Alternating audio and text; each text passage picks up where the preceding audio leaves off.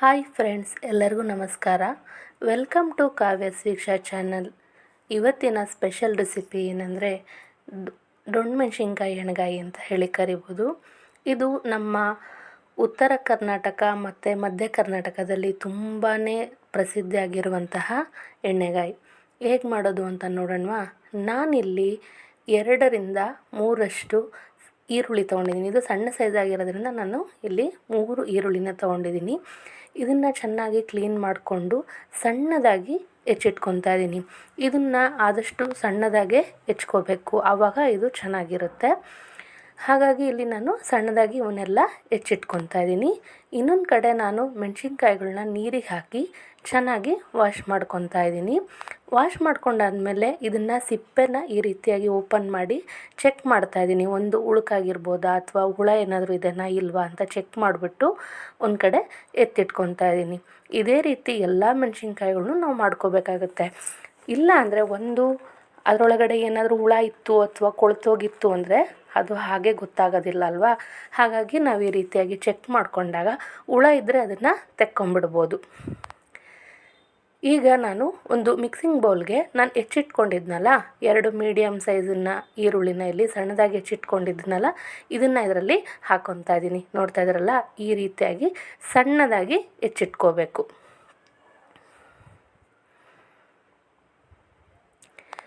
ಒಂದು ಮಿಕ್ಸರ್ ಜಾರಿಗೆ 2 ಸ್ಪೂನ್ನಷ್ಟು ನಾನಿಲ್ಲಿ ಶೇಂಗಾನ ಹಾಕ್ತಾಯಿದ್ದೀನಿ.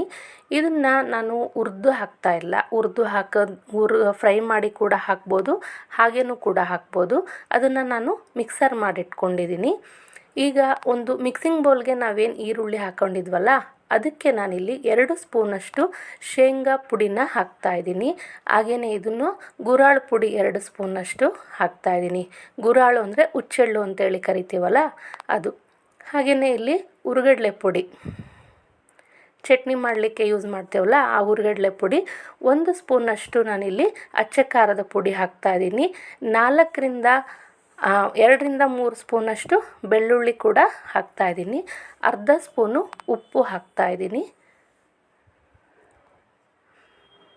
ಅರ್ಧ ಸ್ಪೂನು ಉಪ್ಪು ಹಾಕಿ ಸ್ವಲ್ಪ ಅರಿಶಿನ, ಒಂದು ಅರ್ಧ ಸ್ಪೂನಷ್ಟು ಅರಿಶಿನ ಕೂಡ ಹಾಕ್ತಾಯಿದ್ದೀನಿ.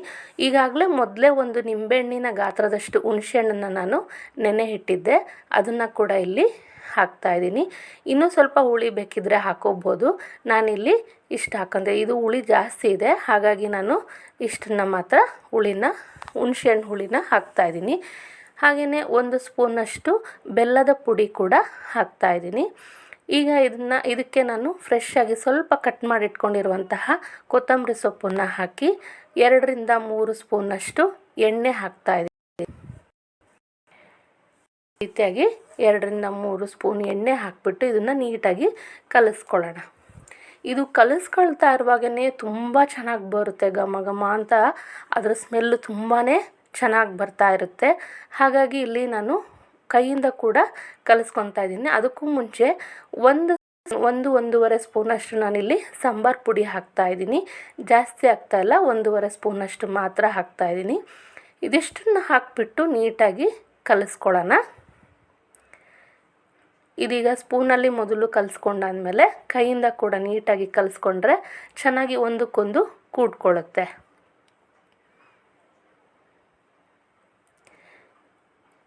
ಈ ರೀತಿಯಾಗಿ ನೀಟಾಗಿ ಕಲಿಸ್ಕೊಳ್ಳೋಣ ಒಂದು ಮಿಕ್ಸಿಂಗ್ ಬೌಲಲ್ಲಿ. ಮೊದಲು ಇದನ್ನು ರೆಡಿ ಮಾಡಿಟ್ಕೊಂಡ್ಬಿಟ್ರೆ ಬೇಗನೆ ಎಣ್ಣೆಗಾಯಿ ರೆಡಿ ಆಗಿಬಿಡುತ್ತೆ. ನೋಡ್ತಾ ಇದ್ರಲ್ಲ, ಈ ರೀತಿಯಾಗಿ ಕಲಿಸ್ಕೊಂಡಿದ್ದೀನಿ. ಕೈಯಿಂದ ಕಲಿಸಿದ್ಮೇಲೆ ಎಷ್ಟು ನೀಟಾಗಿ ಕೂಡ್ಕೊಂಡಿದೆ ನೋಡಿ. ನಾವೀಗ ತೊಳೆದು ಚೆಕ್ ಮಾಡಿ ಇಟ್ಕೊಂಡಿದ್ವಲ್ಲ ಆ ಮೆಣಸಿನ್ಕಾಯಿಯಲ್ಲಿ ಇದನ್ನು ಸ್ಟಫ್ ಮಾಡೋಣ, ತುಂಬೋಣ. ಎಷ್ಟು ಹಿಡಿಯುತ್ತೋ ಅಷ್ಟನ್ನೇ ತುಂಬೋಣ, ಜಾಸ್ತಿ ತುಂಬೋದೇನು ಬೇಡ, ಸ್ವಲ್ಪ ತುಂಬಿದ್ರೆ ಸಾಕು. ಈ ರೀತಿಯಾಗಿ ಎಲ್ಲ ಮೆಣಸಿನ್ಕಾಯಿಗಳು ನಾವೇನು ಚೆಕ್ ಮಾಡ್ಕೊಂಡಿದ್ವಿ ಈ ರೀತಿಯಾಗಿ ಅದರಲ್ಲಿ ಎಷ್ಟು ಹಿಡಿಯುತ್ತೋ ಅಷ್ಟನ್ನು ಒಂದೊಂದಾಗೆ ಇದರಲ್ಲಿ ತುಂಬಿ ಎತ್ತಿಟ್ಕೊಳ್ಳೋಣ.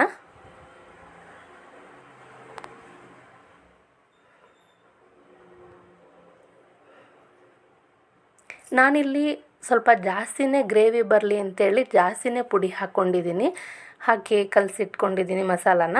ನಿಮಗೆ ಬೇಡ ಅಂದರೆ 1 ಸ್ಪೂನು ಕೂಡ ಹಾಕೋಬೋದು. ನಾನಿಲ್ಲಿ ಅದನ್ನು ಅನ್ನಕ್ಕೂ ಕೂಡ ಅದ್ರ ಗ್ರೇವಿ ತುಂಬಾ ಚೆನ್ನಾಗಾಗುತ್ತೆ ತಿನ್ನಲಿಕ್ಕೆ. ಹಾಗಾಗಿ ನಾನಿಲ್ಲಿ ಜಾಸ್ತಿನೇ ಗ್ರೇವಿ ಬೇಕು ಅನ್ನೋದಕ್ಕೋಸ್ಕರ ಇಲ್ಲಿ ಜಾಸ್ತಿನೇ ಹಾಕಿ ಕಲಸಿ ರೆಡಿ ಮಾಡಿಟ್ಕೊಂಡಿದ್ದೀನಿ ಮಸಾಲನ. ಅದನ್ನೇ ನಾವಿಲ್ಲಿ ತುಂಬಿದ್ದು.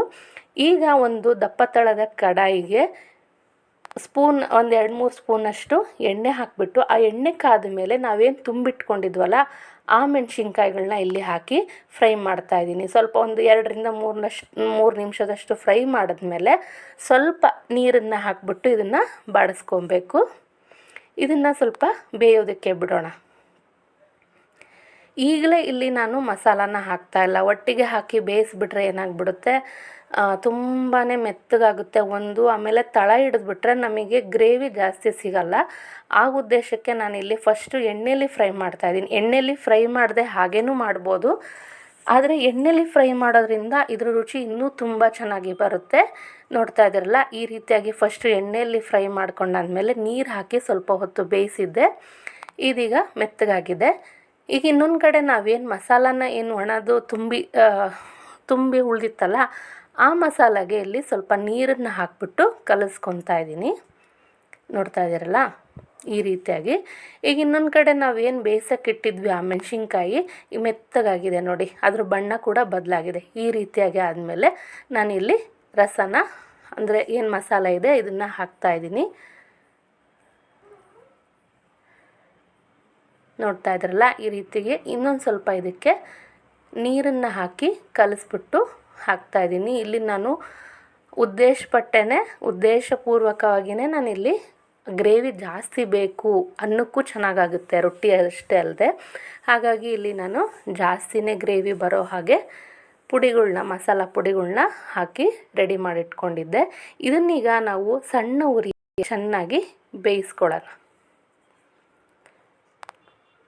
ಒಂದು 5 ನಿಮಿಷದಷ್ಟು ಇದನ್ನು ಬೇಯಿಸ್ಕೊಂಡಾಗಿದೆ. ನೋಡಿರಿ ಎಷ್ಟು ಚೆನ್ನಾಗಿ ಸಣ್ಣ ಉರಿಯಲ್ಲೇ ಇದು ಚೆನ್ನಾಗಿ ಬೇಯ್ತಾ ಇದೆ ಅಲ್ವಾ. ಈ ರೀತಿಯಾಗಿ ಆಗಾಗ ನಾವು ಇಲ್ಲಿ ಕಲಿಸ್ತಾ ಇರಬೇಕು, ಇಲ್ಲ ಅಂದರೆ ಇದೇನಾಗ್ಬಿಡುತ್ತೆ, ತಳ ಹಿಡಿದ್ಬಿಡುತ್ತೆ. ಮಸಾಲೆ ಎಲ್ಲ ಗಟ್ಟಿನೇ ಇದೆ, ಜಾಸ್ತಿ ನಾವು ನೀರು ಬೆರೆಸಿಲ್ಲ ಅಲ್ಲ. ಹಾಗಾಗಿ ಇಲ್ಲಿ ಮಸಾಲ ಪುಡಿಗಳು ಏನಾಗ್ಬಿಡುತ್ತೆ, ಮಸಾಲ ಹಿಡಿದ್ಬಿಡುತ್ತೆ. ಹಾಗಾಗಿ ನಾವು ಆಗಾಗ ಇದನ್ನು ತಿರುಗಿಸ್ತಾ ಸಣ್ಣ ಉರಿಯಲ್ಲೇ ಬೇಯಿಸ್ಕೊಂಡ್ರೆ ತುಂಬಾ ಚೆನ್ನಾಗಿರುತ್ತೆ. ಕೊನೆಯಲ್ಲಿ ಇದು ಬೆಂದಾದಮೇಲೆ ಸ್ವಲ್ಪ ಕೊತ್ತಂಬರಿ ಸೊಪ್ಪನ್ನು ಹಾಕಿಬಿಟ್ಟು ಕಲಿಸ್ತಾ ಇದ್ದೀನಿ. ನೋಡ್ತಾ ಇದ್ದೀರಲ್ಲ, ತುಂಬ ನೀರಿಗೂ ಇಲ್ಲ ಗಟ್ಟಿಗೂ ಇಲ್ಲ, ಎಣ್ಣೆಗಾಯಿ ರೆಡಿಯಾಗಿದೆ, ಮೆಣಸಿನ್ಕಾಯಿ ಎಣ್ಣೆಗಾಯಿ ರೆಡಿಯಾಗಿದೆ. ಈಗ ಒಂದು ಸರ್ವಿಂಗ್ ಬೌಲ್ಗೆ ಬಿಸಿಯಾಗಿರುವಂತಹ ಎಣ್ಣೆಗಾಯಿನ ಸರ್ವ್ ಮಾಡ್ತಾ ಇದ್ದೀನಿ. ಇದು ನಮ್ಮ ಉತ್ತರ ಕರ್ನಾಟಕ ಮತ್ತು ಮಧ್ಯ ಕರ್ನಾಟಕದಲ್ಲಿ ತುಂಬಾ ಫೇಮಸ್ ಆಗಿರುವಂತಹ ಎಣ್ಣೆಗಾಯಿ. ತುಂಬಾ ಇಷ್ಟಪಟ್ಟು ತಿಂತಾರೆ. ಇದು ರೊಟ್ಟಿ ಚಪಾತಿಗೆ ತುಂಬಾ ಒಳ್ಳೆ ತಿನ್ನಲಿಕ್ಕೆ ತುಂಬಾ ರುಚಿಯಾಗಿರುತ್ತೆ. ಹಾಗಾಗಿ ನಾನಿಲ್ಲಿ ಇದನ್ನು ರೊಟ್ಟಿ ಜೊತೆನೇ ಸರ್ವ್ ಮಾಡ್ತಾಯಿದ್ದೀನಿ.